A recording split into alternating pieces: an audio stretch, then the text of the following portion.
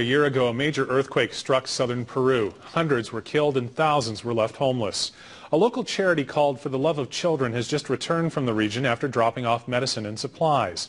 The group's leaders say there is still a lot of devastation and the people who live there feel forgotten by the world. Reg Hampton reports.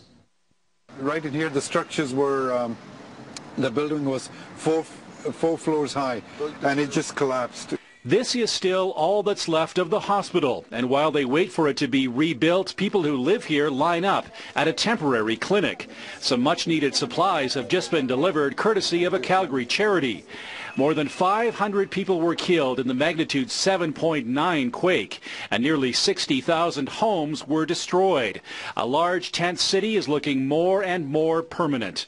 Just back in Calgary, Ashid Bahl, founder of the For the Love of Children Society, says the devastation is far greater than he was expecting.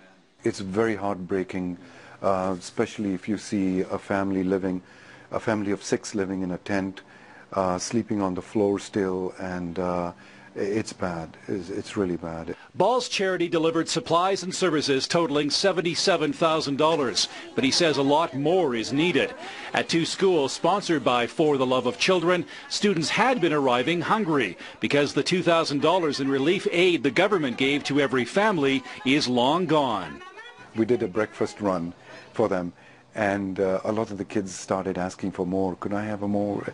And that's when you know that they're not adequately fed when they come to school. Yeah. Bahl says the quake victims felt betrayed when aid agencies left a few weeks after the disaster, but he says there are still positive feelings for Canada. Actually, they love Canadians. They've heard about us and our generosity and all that, and then we want to continue that.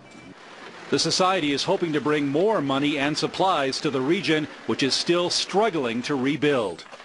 Reg Hampton, CTV News, Calgary.